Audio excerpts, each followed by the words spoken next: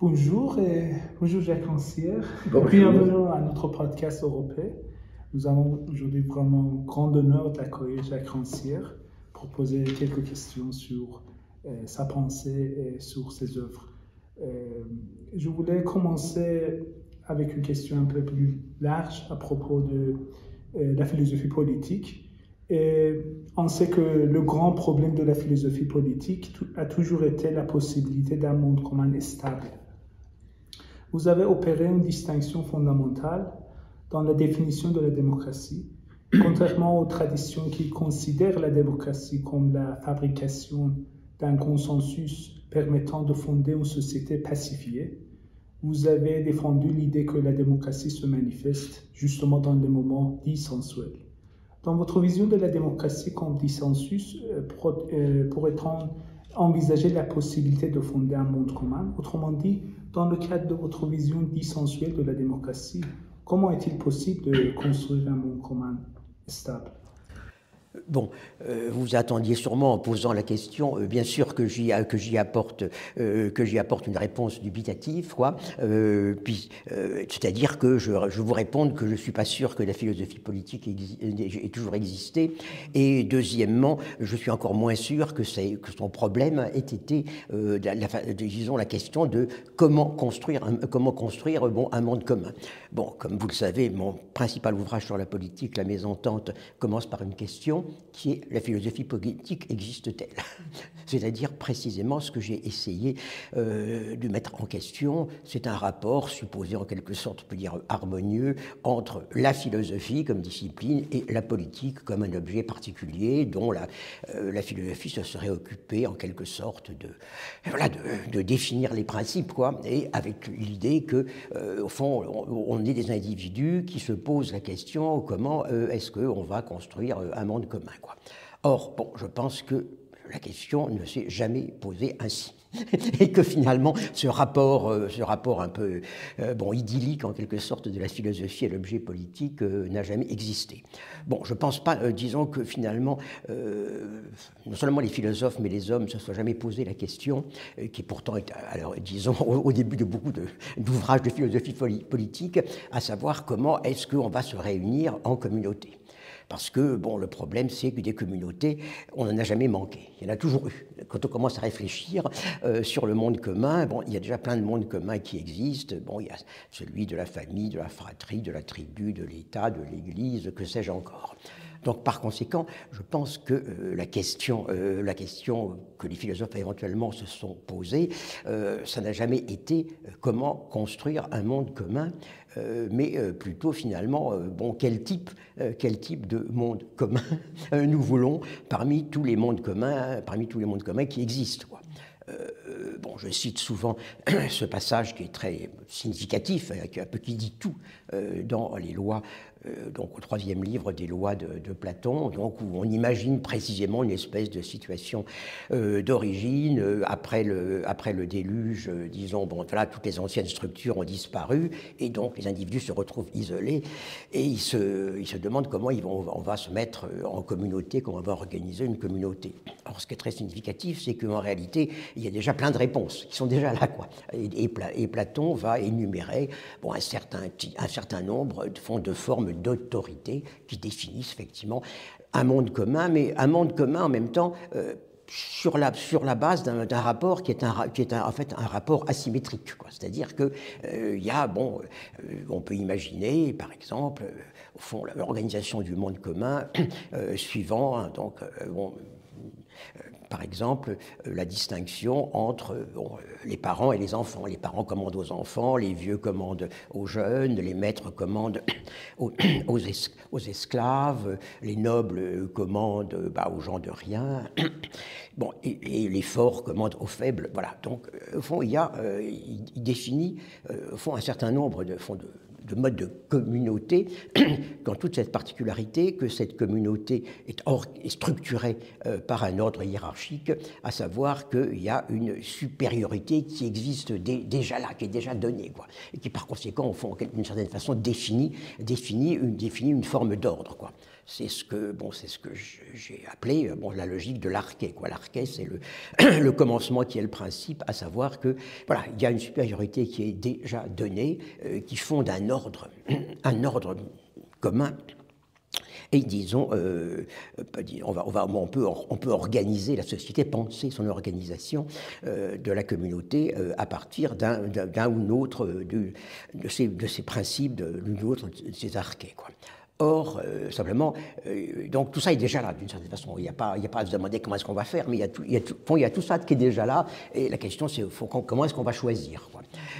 Cela dit, dans le dialogue de Platon, c'est un Athénien qui parle, quoi. Et cet Athénien, disons, il rappelle qu'à Athènes, il y a déjà aussi un principe, mais un principe qui est un peu bizarroïde, qui s'appelle la démocratie. La démocratie, c'est quoi? La démocratie, c'est précisément le type de communauté qui n'est fondée sur aucune supériorité prédonnée, donc sur aucune arché. Donc la communauté démocratique, c'est une communauté complètement paradoxale, pas simplement parce qu'il n'y a pas de principe de domination qui permette de structurer une communauté, mais pire encore, parce qu'au fond, le principe même du pouvoir, le principe même de l'autorité, c'est le pouvoir des gens qui n'ont aucune capacité à exercer le pouvoir. Donc voilà, disons que bien loin que la pensée politique se soit jamais occupée de savoir comment faire une démocratie pacifiée, dès l'origine, la rencontre, cette espèce d'obstacle en quelque sorte que constitue la démocratie comme pouvoir des gens qui n'ont aucune capacité à exercer le pouvoir, quoi. Et ça c'est vrai à l'époque de Platon, mais c'est encore vrai à l'âge moderne, quoi. Disons lorsque les révolutionnaires américains, donc au XVIIIe siècle, se demandent comment ils vont faire une constitution, comment ils vont s'organiser. Il y a tout de suite une chose qu'ils vont écarter, c'est la démocratie, quoi. La démocratie, il y a l'un des pères fondateurs, un des premiers présidents des États-Unis, John Adams, le résume en une formule que je cite approximativement, à savoir, est un peuple démocratique, c'est un peuple où il n'y a pas de gouvernement du tout. Voilà. Par conséquent, la démocratie n'a jamais été, disons, quelque chose comme, disons, une espèce d'ordre pacifié auquel on aspirerait, mais a toujours été finalement un embarras dont on cherche comment on peut se débarrasser, quoi. Et le système représentatif qu'inventent les pères fondateurs américains a un objectif essentiel, tout le temps répété, c'est, disons, barrer la route à la démocratie. La démocratie, à savoir le pouvoir des ignorants, le pouvoir des masses, le pouvoir de ceux qui n'ont rien à faire à s'occuper du pouvoir, quoi. Donc voilà, donc, au fond, malgré tout, le monde commun, on peut dire traditionnellement pensé, c'est un monde commun où en même temps, disons, la communauté est une communauté structurée, disons, par conséquent, ça veut dire que tout le monde ne participe pas de la même manière au monde commun, quoi. Il y a des gens qui participent parce que précisément ils ont la vision globale du monde commun, ils peuvent donc par conséquent s'en occuper, et puis il y a des gens qui en sont incapables, qui par conséquent n'ont à faire que leurs affaires strictement privées. Voilà, donc il faut bien penser à ça, quoi. Disons, moi j'ai essayé un petit peu d'approfondir la chose, quoi, en disant si la démocratie est un embarras, si vous voulez, c'est que la démocratie est autre chose qu'une forme institutionnelle parmi d'autres, quoi. La démocratie, le pouvoir des égaux, le pouvoir de ceux qui n'ont pas de titre à exercer le pouvoir, c'est d'abord une pratique. C'est d'abord une pratique, c'est pas d'abord une institution, c'est pas d'abord une constitution, une forme d'État. Et il est arrivé, mais très rarement, quoi. Il y a, disons, certaines cités antiques qui ont été des démocraties, et puis, voilà, puis on peut toujours trouver par-ci, par-là, disons, dans le courant de l'histoire, quelques formes comme ça de république démocratique à des moments donnés.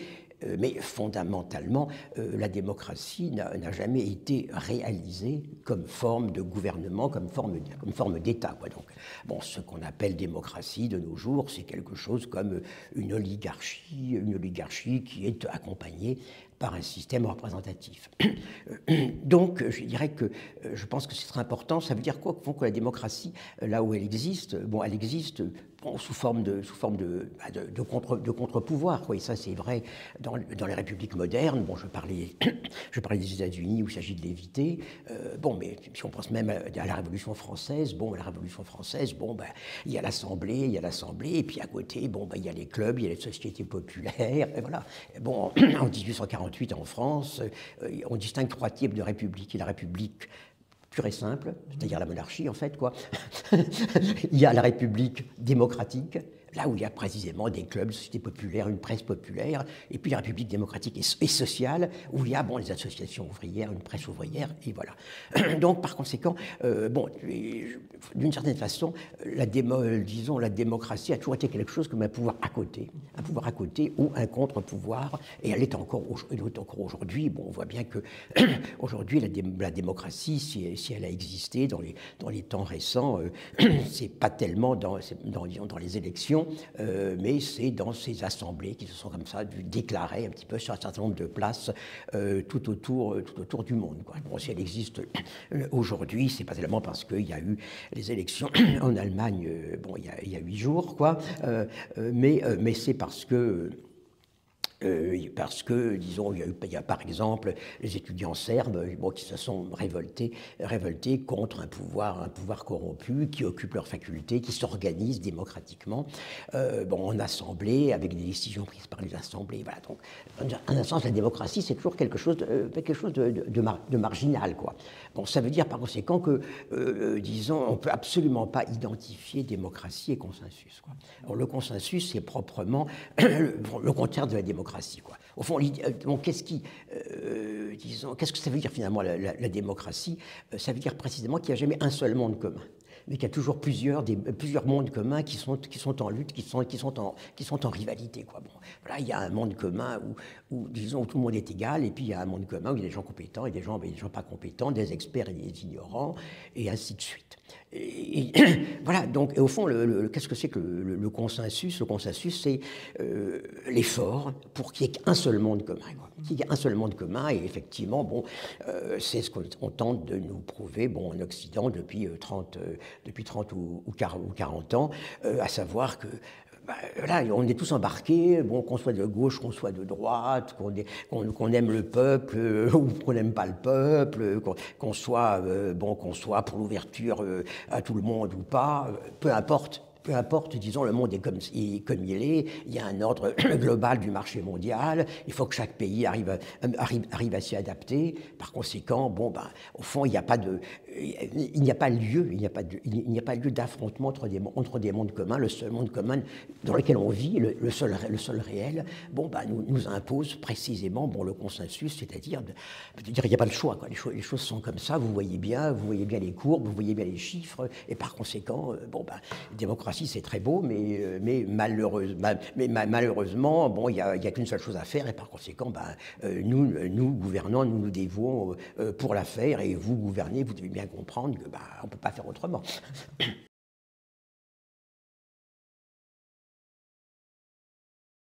Quelle place le sensible occupe-t-il dans votre pensée comme possibilité de résistance? Pourquoi accordez-vous une telle importance à l'esthétique dans votre philosophie de l'émancipation, Jacques Rancière? Bon, je dirais d'abord que le sensible n'est pas une possibilité de résistance en soi. Le sensible, c'est le lieu du dissensus parce que c'est aussi le lieu du consensus. C'est le lieu de la résistance parce que c'est aussi le lieu où la domination s'exerce, quoi.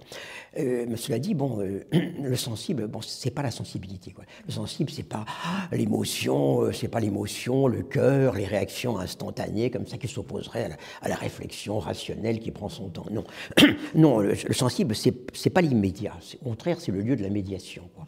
C'est le nouage du sens entendu comme la sensation, la perception, et puis du sens en tant que signification, quoi.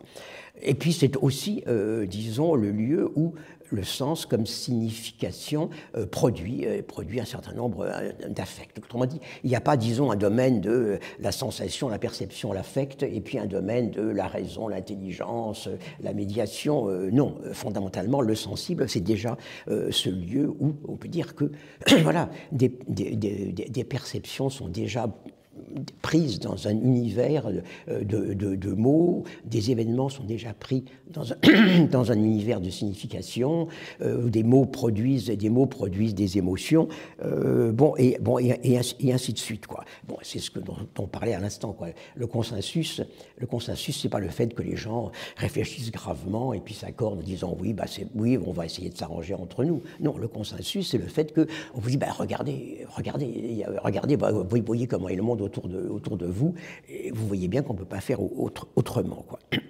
Par conséquent, je pense que c'est le sensible, fondamentalement, c'est ça, quoi. Bon, au fond, c'est ce que j'ai appelé partage du sensible. Le partage du sensible, qu'est-ce que c'est?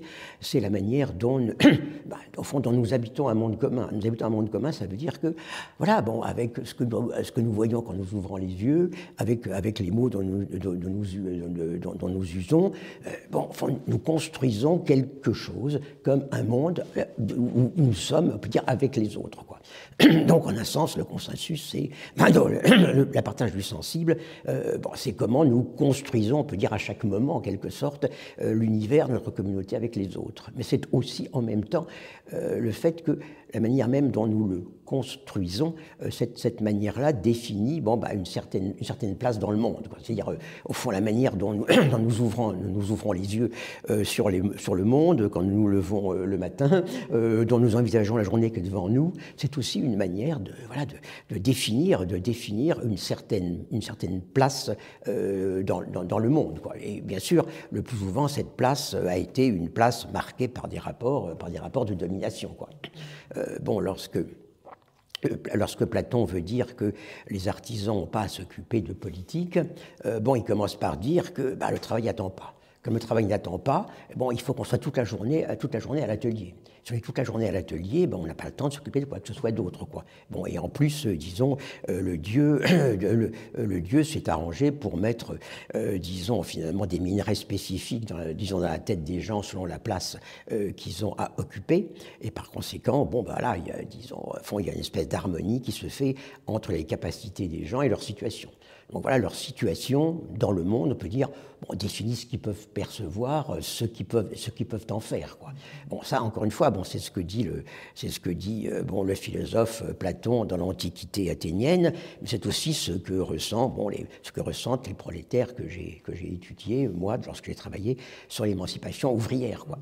C'est-à-dire que la réalité de leurs conditions, elle est définie par une chose essentielle, à savoir le temps volé, quoi. Platon dit, ils n'ont pas le temps, et effectivement, ils ressentent, eux, cette absence de temps, quoi.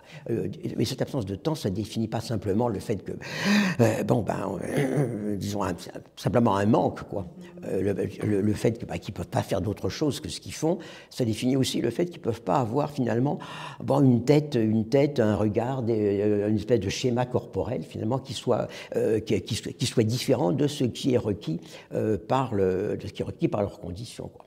Et c'est pour ça, moi, j'ai insisté sur le fait que l'émancipation ouvrière, ça consiste d'abord à briser ce schéma corporel, quoi. Voilà, l'ouvrier, il est fait pour faire quelque chose de ses mains, à savoir travailler et à savoir manier des outils, quoi. Et il est clair que s'il commence à prendre une plume pour écrire, c'est un brouillage, quoi. Et il est fait pour être attentif à sa tâche.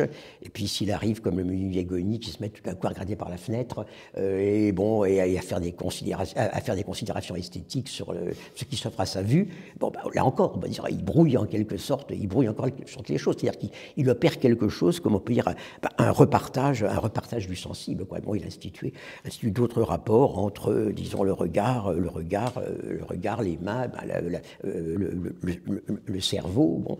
Il commence à recomposer son temps, quoi. J'ai étudié la façon dont le menuisier Goni, justement, il raconte la journée de travail. Mais il la raconte, c'est pas un vrai récit, en fait. Parce que, précisément, il transforme un temps qui est un temps uniforme, où il ne doit rien se passer, en un temps où à chaque heure, il y a quelque chose qui se passe, c'est-à-dire précisément le rapport entre le travail des mains, la direction du regard, et puis ce qui se passe dans la tête, bon, ça bouge, quoi. Voilà, bon, c'est ça donc, disons, ce que j'ai appelé bon, l'émancipation comme une forme de repartage du sensible. Quoi. Or, ce qui m'a... voilà, je veux dire, ça définit aussi le sens du mot esthétique, quoi. C'est-à-dire que esthétique, ça n'est pas d'abord quelque chose qui veut dire ce qui a rapport à l'art, à la beauté, c'est pas d'abord, ça renvoie pas d'abord à l'expérience, disons, extatique de l'esthète, enfin de l'œuvre d'art, quoi. Non, esthétique, ça veut dire d'abord ce qui concerne le sensible, c'est-à-dire dans mes termes, ce qui concerne bon, bah, le partage même du sensible. La manière dont précisément, en quelque sorte, notre place dans le monde nous est assignée par font les choses qui sont autour de nous, par le sens que nous pouvons leur donner, et ainsi de suite. Et bon, en même temps, bien sûr, il est clair que l'apparition du terme esthétique pour désigner le monde de l'art a elle-même précisément bon, une signification. Une signification, c'est-à-dire que ça prend, on peut dire, le monde de l'art dans un univers sensible qui est un univers, on peut dire, comme de repartage ou de redistribution, quoi. Bon, au milieu du XVIIIe siècle, bon, voilà, Voltaire peut dire les hommes de goût ont finalement d'autres sens que les hommes communs, quoi. Voilà. Et, bon, et disons, Kant, donc en 1790, et c'est quand même pas évidemment une simple coïncidence, donc au moment de la Révolution française, Kant dit, non, le jugement esthétique est un jugement qui n'est fondé sur aucune connaissance. Donc, voilà, on dit c'est beau. On dit c'est beau et ce n'est pas simplement une appréciation personnelle, c'est un jugement à valeur universelle, mais ce jugement à valeur universelle, il n'est pas réservé aux connaisseurs. Et aussi, bon, il dit aussi, donc le beau est sans concept d'un côté, donc il ne dépend pas de la connaissance, mais il dit aussi le beau se distingue de l'agréable, c'est-à-dire le beau se distingue finalement d'une forme de vie, des plaisirs affectés à une forme de vie, donc en fait à une hiérarchie des formes de vie, quoi. Donc Kant va définir, on peut dire, le beau précisément par une sorte d'écart par rapport à un univers hiérarchique, qui est un univers hiérarchique aussi bien de la connaissance que de la sensibilité, quoi.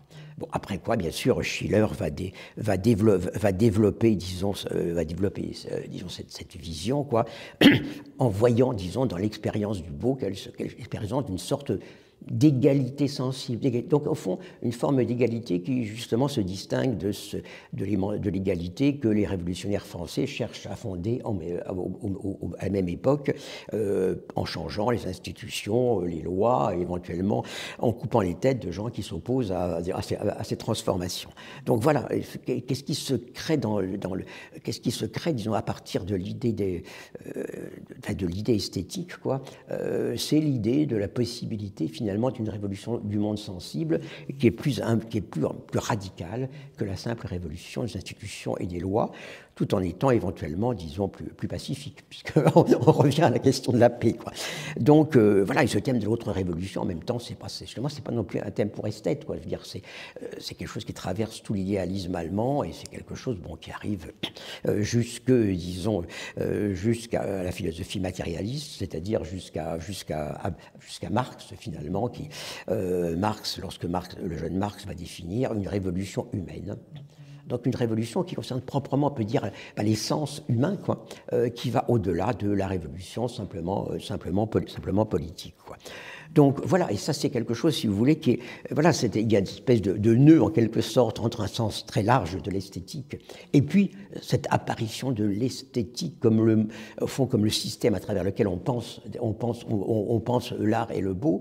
Bon, c'est quelque chose effectivement qui est, je pense, et qui moi m'a été bon très très sensible parce que disons, moi j'ai travaillé pendant une dizaine d'années sur des textes ouvriers, disons sur l'émancipation ouvrière, sur le fait que, voilà, disons, ce qui se ce qui apparaît, c'est que l'émancipation, c'est d'abord effectivement quelque chose comme un processus de transformation sensible. Ou précisément, on peut dire contre Voltaire, disons, les ouvriers se mettent à avoir des sens qui ne sont pas des sens déterminés par leurs conditions, mais vont se mettre au fond, disons, à aimer regarder par la fenêtre et juger la perspective, ou qui se mettent à apprécier des poèmes de la même manière que les gens cultivés, quoi. Donc, c'est d'abord, voilà, si vous voulez, ce que j'ai souvent commenté, c'est ce rapport entre le texte de Kant, le texte donc, dès le début de l'analytique du beau, Kant, disons, voilà, nous met imaginairement devant la façade d'un palais, quoi, et nous demande si on le trouve beau, quoi. Et il dit, bon, vous pouvez toujours dire que ça a été bâti, ça a été bâti par la sueur des pauvres, pour les riches, que c'est de la, tout ça, c'est de la frime, tout ça, c'est de la parade. Mais il dit, mais c'est pas la question. Hein. La question n'est pas de savoir si les pauvres se sont épuisés à construire ça, et s'il y a des riches dedans qui mènent la joyeuse vie. C'est pas ça. Comment vous appréciez la forme même de ce palais, quoi. Et moi, bien sûr, j'ai tout de suite mis ça en rapport avec ce texte du menuisier Gueny sur la journée de travail, comme ça, où il imagine l'ouvrier à la tâche qui est en train donc de faire le parquet dans une riche maison. Donc, il le fait pour un riche, et il est payé par un patron qui le paye mal, hein, et en même temps, donc, ça lui permet éventuellement de temps en temps de s'arrêter, de jeter le regard par la fenêtre et voilà, de regarder un petit peu la perspective encore une fois, des riches propriétés voisines, et, dit-il, au fond, d'en acquérir finalement une vision qui est finalement supérieure à celle des propriétaires eux-mêmes, quoi. Donc voilà, moi, cette espèce en quelque sorte, d'effet esthétique qui m'a paru quelque chose d'extrêmement fort, quoi. Et évidemment, qui m'a paru contredire complètement, disons les thèses de Bourdieu dans la distinction, à savoir, disons, bon, justement, regardez ce que fait Kant. Kant, il sépare le goût distingué du goût vulgaire. Voilà, l'esthétique n'est jamais que la justification d'une différence de capital culturel qui renvoie à une différence de capital social, et ainsi de suite, quoi.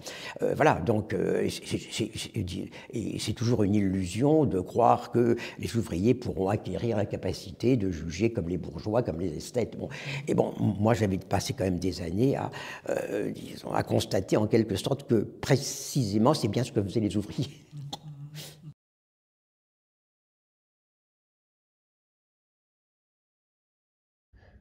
Les pensées de gauche et de droite ont depuis longtemps reproché à des idées comme celle de l'état esthétique de Schiller d'être une vision romantique opposée à la réelle politique.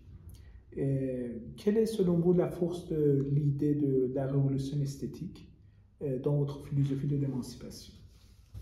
Bon, je pense que avant de répondre, il faut fixer effectivement le sens de certains mots, quoi. C'est-à-dire que, d'abord, révolution esthétique, quoi. La révolution esthétique, c'est pas la conception de la révolution par les esthètes, hein. Par révolution esthétique, c'est d'abord un processus de rupture au sein de ce que j'ai appelé les régimes d'identification de l'art. C'est-à-dire que ce que j'ai essayé de montrer, c'est que l'art n'existe pas comme une espèce de réalité intemporelle, mais que la perception de ce que nous avons appelons art, est réglée par des régimes spécifiques d'identification, quoi. Et donc, la révolution esthétique est quelque chose qui apparaît comme rupture d'un régime d'identification précédent, que j'ai appelé régime représentatif, qui était un régime, on peut dire, qui liait en quelque sorte la perception des choses produites par les beaux-arts à tout un univers hiérarchique, quoi. La révolution, disons, le régime représentatif, c'était en quelque sorte incarné dans quelque chose qui s'appelait le système des beaux-arts. Il y avait des beaux-arts qui étaient évidemment opposés aux arts appliqués, aux arts vulgaires. C'était une distinction qui remontait loin, puisqu'elle remontait à une vieille distinction, si vous voulez, entre, disons, bon, les arts libéraux et les arts mécaniques, quoi. Bon, les arts mécaniques, bon, bah, c'est des choses faites par les artisans pour les besoins utilitaires des gens. Les arts libéraux, c'était des arts qui étaient destinés à produire un plaisir spécifique pour les gens raffinés, quoi. Donc voilà, il y a une distinction, peut dire technique, si on peut dire, mais qui est en même temps une distinction, bien sûr, sociale, hiérarchique, quoi. Donc l'univers des Beaux-Arts était un univers fondé sur la hiérarchie, où bon, les œuvres de l'art étaient directement liées à toute une hiérarchie étatique, religieuse, sociale. Bon, les œuvres étaient commandées par des princes, par l'Église, par des aristocrates, par des gens riches. Elles étaient là pour, donc, en même temps, disons, bon, célébrer en quelque sorte, bon, les vérités de la foi, les grandeurs du pouvoir, le mode de vie des aristocrates, quoi. Et disons que ça s'adressait à une sensibilité raffinée, quoi, donc opposée au vulgaire, qui était, disons, supposée être la sensibilité de ces gens-là, quoi. Ça veut dire en même temps que, disons, cette espèce de place dans une univers hiérarchique définissait une hiérarchie interne, bon, interne aux arts, quoi. Bon, les beaux-arts étaient définis comme des arts de l'imitation, mais le problème, c'est qu'on ne pouvait pas tout imiter et qu'on ne pouvait pas imiter les choses n'importe comment, quoi. Donc voilà, il y avait une hiérarchie, il y avait des choses qu'on pouvait représenter, des choses qu'on ne pouvait pas représenter. Il y avait des choses qu'on pouvait représenter, mais seulement d'une certaine manière, quoi. Si on représentait des gens vulgaires, quoi, bon, ça entrait dans des genres vulgaires, quoi. Par exemple, la peinture de genre, ou par exemple, disons, la comédie ou la satire, quoi. Bon, en revanche, bon, les grands genres, la tragédie, la peinture d'histoire, c'était réservé à des gens nobles, quoi. Et donc il y avait, et disons, voilà, si on faisait une tragédie, il fallait bien faire attention à ne pas faire parler les nobles comme les gens vulgaires, et ainsi de suite. Donc il y avait vraiment, on peut dire, tout un système de normes qui est en même temps lié véritablement à une espèce d'appartenance du monde des beaux-arts à une hiérarchie sociale, quoi. Donc la révolution esthétique, c'est proprement la ruine de ce système. Bon, la ruine de ce système qui, disons, comporte plusieurs aspects. Bon, il y a l'aspect, par exemple, que voilà, les œuvres qui avaient été commandées par des prêtres, par des rois, par des princes vont entrer dans le musée, que dans le musée, ça va être finalement mis en quelque sorte sous les yeux de n'importe qui et non plus d'un public, disons, naturel. Premièrement, mais ça veut dire aussi le fait que aussi les gens de rien vont entrer dans la littérature, disons, sans qu'il y ait plus aucune hiérarchie. Et aussi dans l'art, c'est-à-dire, finalement, les tableaux de genre vont finalement être plus appréciés que les tableaux donc qui représentent des gens vulgaires, dans leur occupation vulgaire, ça va être plus apprécié que les grands tableaux d'histoire où on voit les grands dans leur majesté, quoi. Ça veut dire aussi que dans le roman, des fils d'artisans, des filles d'agriculteurs, donc en l'occurrence Julien Sorel chez Stendhal, Emma Bovary chez Flaubert, vont devenir des personnages, importants, quoi. Finalement, donc au fond, il va y avoir une espèce d'accès de n'importe quoi et de n'importe qui à l'univers de l'art, quoi. Donc ça, voilà. Et en même temps, ce qui est intéressant, c'est que c'est ce moment-là où on peut dire l'art commence à exister disons au singulier et avec un grand A, quoi. Avant, il y avait les beaux-arts. Il y avait les beaux-arts, mais les beaux-arts étaient définis par des règles strictes, quoi. Maintenant, il y a l'art, qui est une sphère d'expérience, mais une sphère d'expérience qui, en même temps, est sans frontières, quoi. N'importe quoi peut y rentrer, et n'importe qui peut y rentrer. Ça veut dire qu'on va voir y rentrer des spectacles méprisables, des spectacles de clowns, d'acrobates, de pantomimes qui vont y rentrer, pendant que par ailleurs, ils rencontrent toutes sortes de gens vulgaires et d'histoires vulgaires, quoi. Donc voilà, il y a une espèce, en quelque sorte, de constitution d'une sphère de l'art, qui est une sphère en quelque sorte sans frontières, quoi. Et bien sûr, cette espèce de fait que des choses qui étaient pas nobles rentrent là-dedans, bien sûr, ça définit un certain type de croisement entre l'art et la politique, entre l'art et la politique. Autrement dit, il y a une espèce d'égalité nouvelle. Maintenant, on pense que précisément l'art, c'est quelque chose qui exprime la vie d'un peuple, quoi. Donc, d'un côté, l'art, c'est quelque chose qui exprime non plus simplement les intentions des artistes ou bien des intentions de ceux qui ont commandé les œuvres d'art, mais ça exprime la vie d'un peuple. Et en même temps, bien sûr, l'art, c'est quelque chose qui fait entrer n'importe qui s'adresse à n'importe qui. Donc voilà, il y a cette espèce de configuration nouvelle, d'égalité sensible, quoi, qui en même temps, disons, propose éventuellement des nouveaux modèles, si on peut dire, pour la politique, quoi. Donc l'idée d'une révolution sensible, dont on parlait tout à l'heure, une révolution qui est plus que politique, puisqu'elle concerne véritablement les manières même de percevoir, de sentir et de vivre, quoi.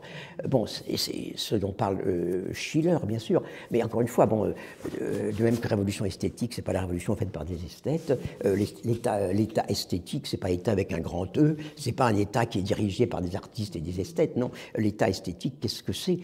C'est au fond une capacité nouvelle, nouvelle, disons qu'on prend maintenant en compte, quoi, la capacité de n'importe qui à partager des émotions, des sensations, des plaisirs qu'on pensait auparavant réservés, précisément à des classes favorisées, cultivées, bien nées, etc. Autrement dit, tout le monde est capable de jouir de l'apparence comme telle, quoi. Tout le monde est capable de séparer le goût de l'apparence d'une chose, de la question de savoir à quoi elle sert, quoi. Et donc Schiller insiste un petit peu là-dessus, à savoir, vous prenez donc, c'est sauvage, dont on commence à s'occuper au XVIIIe siècle, quoi. Et vous voyez que déjà, disons dans leurs tatouages, dans leurs objets, dans les objets qu'ils utilisent, il y a une espèce de sens du beau, quoi, qui se sépare de la simple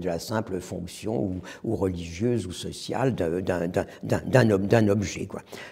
Donc voilà, je pense qu'il y a donc ça crée l'idée que il y a une égalité qui existe quelque part dans les capacités même de percevoir, de sentir, d'être ému, et que cette capacité, effectivement, on peut penser, à partir d'elle penser quelque chose comme une vraie transformation. Alors, Schiller n'est pas un révolutionnaire. Hein. Schiller, il pense que cet état esthétique, c'est quelque chose comme, l'amorce peut-être d'une autre humanité. Donc, quelque chose, il définit donc l'état esthétique comme, disons, l'état de jeu. C'est-à-dire, le jeu, c'est précisément, c'est quoi le jeu? Le jeu, c'est, on est dans un monde de l'apparence, qui est plus un monde où il y a une réalité derrière l'apparence, où il y a une utilité derrière la chose. Non, il y a une espèce, l'apparence, c'est ce avec quoi on joue, quoi. Et dit-il, voilà, le jeu, mais le jeu, c'est pas un amusement, quoi. Qu'est-ce que c'est que le jeu? C'est proprement, au fond, l'abolition de la division du travail. Voilà, c'est-à-dire le jeu, c'est quelque chose, une activité qui ne sépare plus les moyens, des fins, quoi. Donc voilà, donc dira-t-il, c'est quelque chose comme vraiment au fond, une expérience d'une humanité, qu'on peut dire entièrement humaine, quoi. Et bien sûr, c'est quelque chose qui est très fort parce que ça traverse bien sûr tout le romantisme allemand. Mais ça arrive aussi, on le disait tout à l'heure, jusque à des gens qui se pensent anti-romantiques, des révolutionnaires qui se pensent anti-romantiques. Et il est bien évident que l'idée même du communisme tel que le jeune Marx le définit, et il n'y a que lui qui le définit, parce que les textes du vieux Marx, disons, déclaraient le Marx vraiment scientifique. Le communisme, il n'en parle pratiquement pas, quoi. Donc vraiment, les définitions du communisme chez Marx, elles sont essentiellement dans les textes du jeune Marx, qui reprennent cette idée, au fond, d'une activité proprement humaine qui est sa propre fin, quoi. et qui n'est plus au service de quelque chose d'autre. Donc, bien sûr, le travail aliéné, c'est un travail qui est mis précisément au service de quelque chose d'autre, quoi. Et le travail, on peut dire, voilà, le travail émancipé, le travail communiste, c'est pas simplement un travail où il n'y a plus de patron, quoi. C'est un travail qui est lié, disons vraiment, au développement même d'une capacité humaine spécifique, quoi. Alors évidemment, avec le problème que, disons, au fond, Marx va transférer au travail, disons, les propriétés que Schiller donnait au jeu, et en faire en quelque sorte l'activité qui n'a pas d'autre fin qu'elle-même, quoi. Mais bon, bien sûr, c'est quelque chose qui va être essentiel au moment de la Révolution, mais en même temps essentiel et en même temps conflictuel, c'est-à-dire que précisément cette idée au fond, de l'activité qui est sa propre fin, c'est quelque chose sur quoi, disons, vont se séparer, puis à l'époque de la Révolution soviétique, au fond, une conception qu'on pourrait dire de la Révolution esthétique et une conception, bon, disons, de la révolution prolétarienne dirigée par le parti, quoi. C'est-à-dire que, mais ce qui est important en même temps, c'est la façon dont les artistes vont s'emparer quand même de ce thème, à savoir que la révolution, ça consiste pas à changer les lois, les institutions, ni même la direction des usines, que la révolution, ça consiste à changer toutes les formes de la vie, quoi. Et ça veut dire, ça veut dire aussi que, bon, les artistes maintenant, leur problème, c'est plus de faire des œuvres d'art, c'est plus de faire des choses distrayantes et instructives, non, c'est de changer les formes de la vie, et par conséquent de faire non plus, disons, des œuvres pour célébrer le communisme ou encourager le communisme, mais des œuvres qui soient déjà des réalisations, on peut dire, pratiques du communisme. Bon, ce à quoi, bien sûr, la hiérarchie du parti va assez rapidement s'opposer, quoi, pour en quelque sorte, bon, ramener les artistes en arrière, quoi, leur dire écoutez, excusez-nous, mais c'est pas votre boulot de faire le communisme, c'est notre boulot à nous. Votre boulot à vous, c'est de faire des œuvres qui célèbrent les grandeurs du communisme et des œuvres qui éventuellement distraient les travailleurs, leur donnent un peu de la détente et de l'énergie pour faire leur travail, quoi.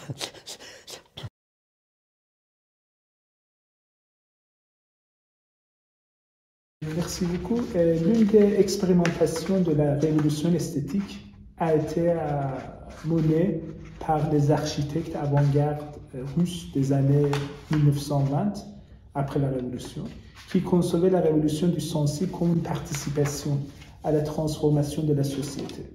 En 1928, Moïse Ginsburg déclarait que le principal objectif du constructivisme est de définir le condensateur social de l'époque. Pour ces architectes et urbanistes, contre l'idée encore dominante de la suprématie de l'économie sur la vie sociale, changer la vie passait nécessairement par réinvention du cadre sensible de la vie quotidienne. Que pensez-vous du lien entre l'espace et la politique, ainsi que cette capacité d'émancipation? Oui, bon, disons que la question de l'espace, telle que vous la posez, en fait, je dirais pour moi, elle s'inscrit dans quelque chose qui est plus large, qui est la question du partage du sensible, quoi. Parce que finalement, la domination, ça veut dire l'assignation à un certain type d'expérience de l'espace et du temps, et l'émancipation, précisément, est une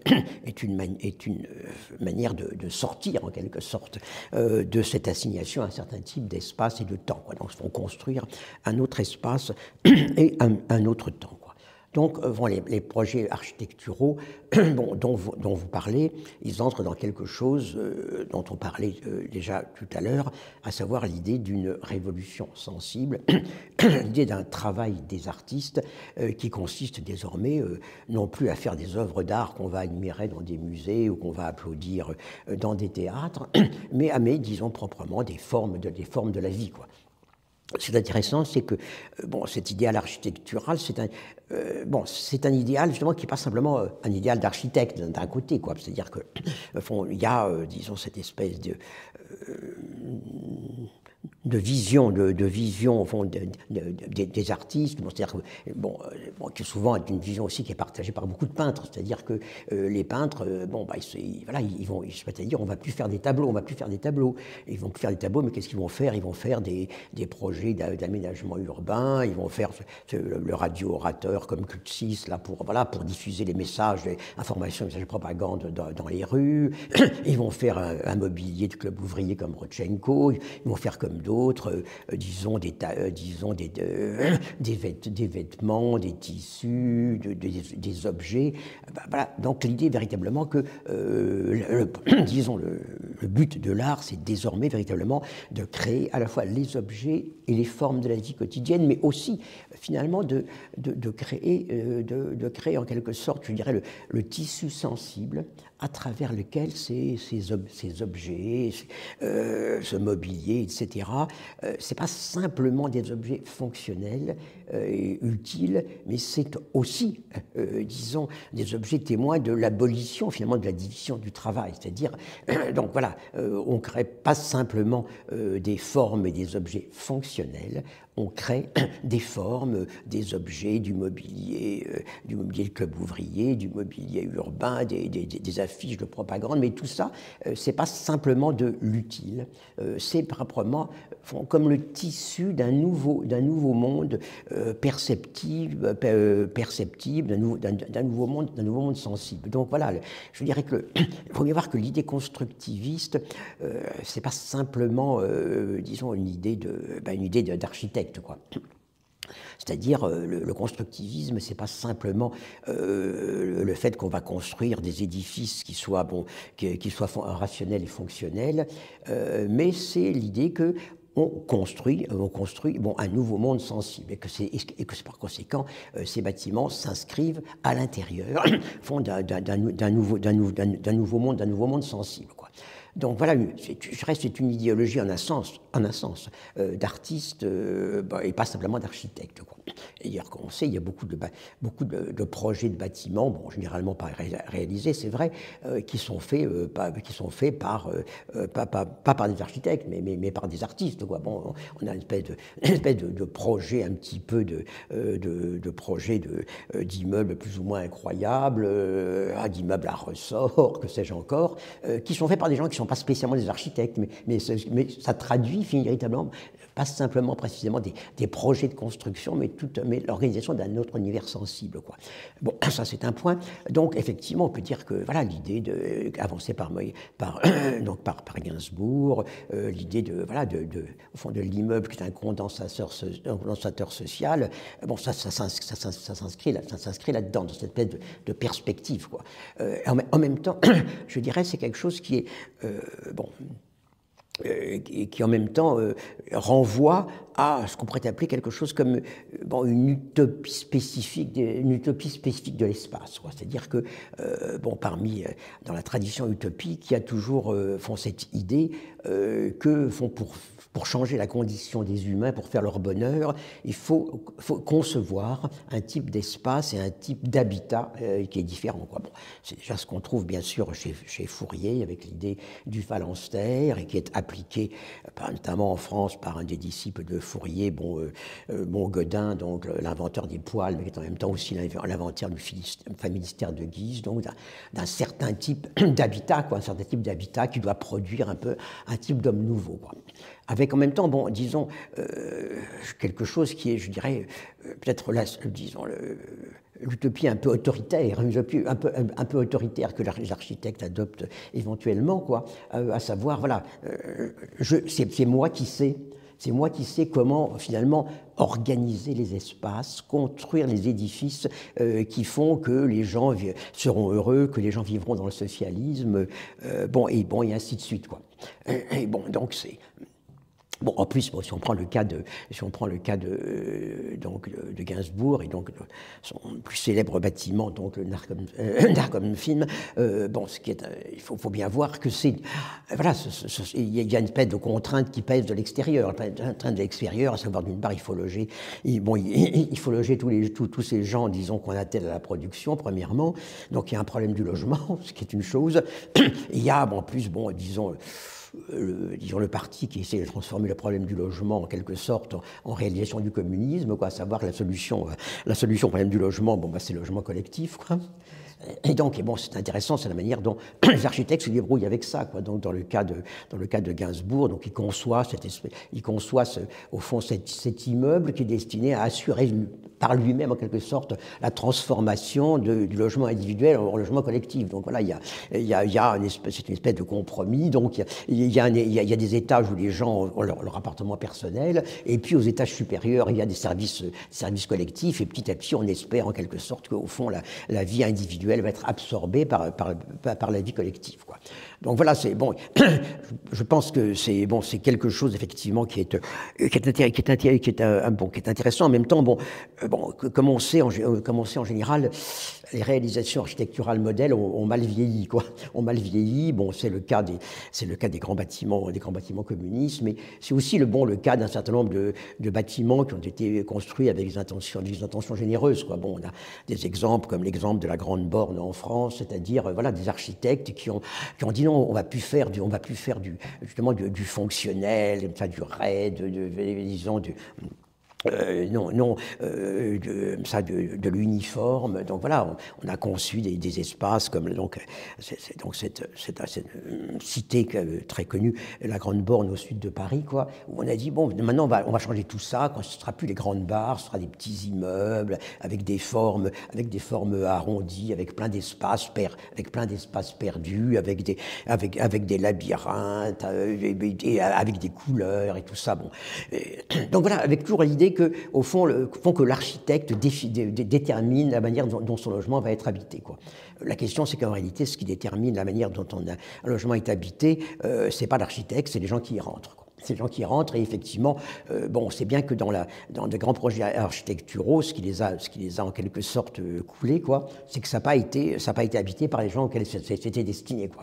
En particulier, bien sûr, dans le cas de la Grande Borne, les gens auxquels c'était destiné ont généralement préféré des petits pavillons chez eux plutôt que des grands espaces conçus pour être heureux ensemble. Que par conséquent, ça a été habité essentiellement par des gens qui n'avaient pas d'autre choix que d'aller là, quoi. Et par conséquent, effectivement, c'est devenu, disons, une des cités les plus dangereuses de France, quoi. Bon, ça, c'est pas pour critiquer les architectes, mais c'est pour dire finalement qu'il y a tout à la fois une espèce d'idéal constructiviste, qui est très large, quoi. Et en même temps, disons, un certain nombre, effectivement, malgré tout, en quelque sorte d'utopie organique, quoi, où l'architecte pense que c'est lui qui détermine la manière dont les gens vont vivre dans ces bâtiments, quoi. Or, c'est pas ce qui se passe.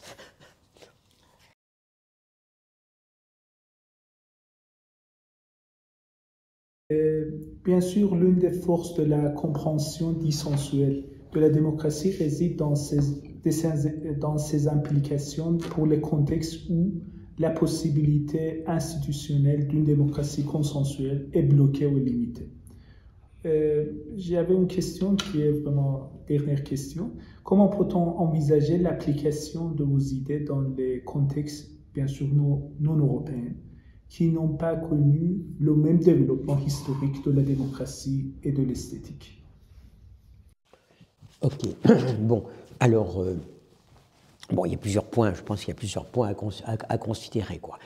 Le premier point, encore une fois, c'est que la démocratie, c'est une forme de pouvoir qui est très singulière, quoi, qui est très singulière et qui de toute façon n'existe essentiellement dans nos sociétés que sous forme de contre-pouvoir, quoi. Donc, même si on les définit classiquement aujourd'hui, il y a les démocraties et puis il y a le reste, quoi. Alors, ce qu'on appelle les démocraties, c'est des oligarchies avec un système représentatif où effectivement il peut se créer des espaces démocratiques, quoi. Bon, alors, bon, bien sûr, disons, là où en quelque sorte, où il n'y a pas, disons, des traditions démocratiques enracinées par dans une certaine histoire, comme, bon, en Europe, disons, bon, on peut dire que la pratique démocratique est enracinée dans un certain nombre de révolutions qui ont eu lieu, ou de mouvements populaires, donc, qui ont eu lieu dans un certain nombre de pays, quoi. Bon, alors, bon, qu'est-ce qui se passe ailleurs, quoi. Ce qui se passe ailleurs, bien sûr, c'est d'abord le fait que, oui, bah, ce qui domine, bah, ce sont précisément ces autres formes, au fond, de pouvoir, on peut dire, naturel, de pouvoir légitime, dont parle Platon dans ce fameux texte des lois, c'est-à-dire, bon, bah, c'est le pouvoir, c'est le pouvoir des parents, c'est le pouvoir des anciens, c'est le pouvoir des seigneurs, éventuellement le pouvoir des religieux, quoi. Donc je dirais que, bon, éventuellement, je dirais, bon, certains de ces pouvoirs, bon, produisent des formes qui sont des formes de discussion, des formes de libre discussion. Donc on nous explique souvent que, bon, là, par exemple, que les pays africains ont leur propre type de démocratie, qui est fondée sur la palabre, donc une espèce de discussion qui se fait avant de prendre la décision, quoi.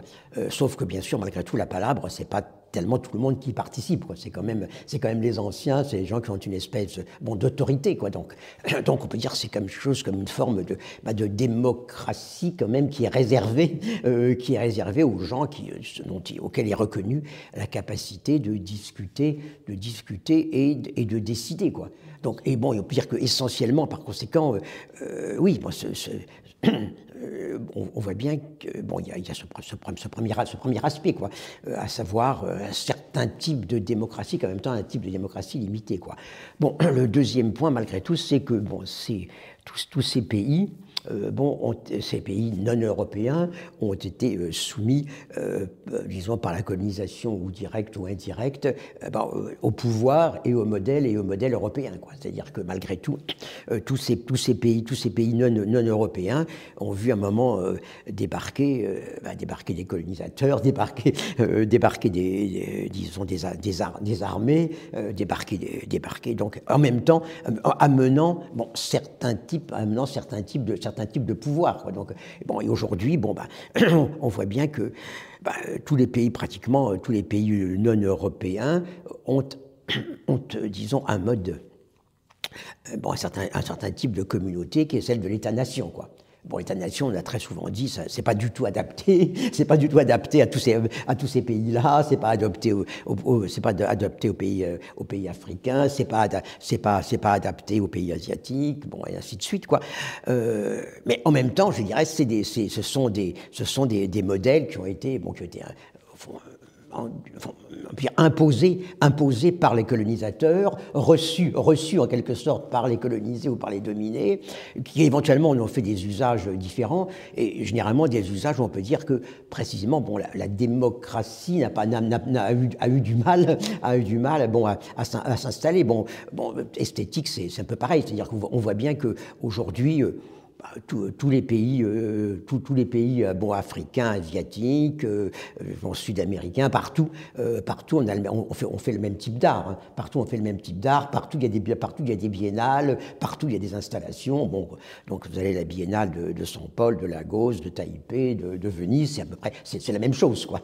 Donc voilà, il faut tenir compte, je pense, de deux choses, à savoir, bon, malgré tout, l'espèce de mondialisation de fait, qui font que, bon, voilà, les formes européenne du politique et de l'art, en quelque sorte, bon, existent partout dans le monde, qu'en même temps, elles existent partout dans le monde, disons, dans des pays, bon, où il n'y a pas eu, disons, la possibilité que se créent, disons, des traditions démocratiques, c'est-à-dire des traditions d'exercice spécifiques, bon, du pouvoir des égaux, quoi. Donc voilà, donc on a alors on dit c'est triste, ils sont pas démocratiques, ils ont des élections, bon, mais bon, les élections, bon, si ça plaît pas au chef de l'État, bon, hop, c'est fini, et puis les militaires prennent le pouvoir.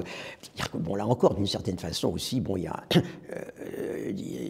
on peut dire, par exemple, qu'un certain nombre de pays africains, bon, bah, ils imitent un peu les pays colonisateurs, quoi. Bon, en France, on sait qu'à un certain moment, bon, la révolution, ça va trop loin, donc bon, il y a des militaires qui arrivent et qui prennent le pouvoir.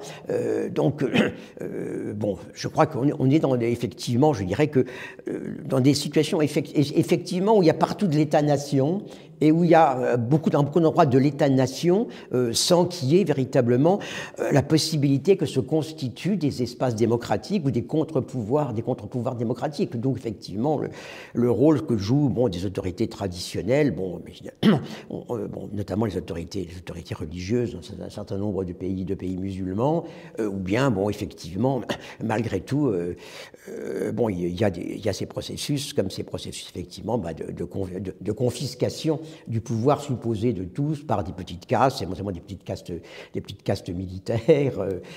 Voilà, donc c'est vrai qu'il y a une difficulté de la démocratie dans beaucoup de pays du monde, mais qui est pas liée au fait que la démocratie ce serait pas bon pour eux, quoi. Mais qui est liée au fait que l'histoire n'a pas permis que s'y créent véritablement ces espèces de contre-espaces, d'espaces alternatifs, antagoniques de la démocratie.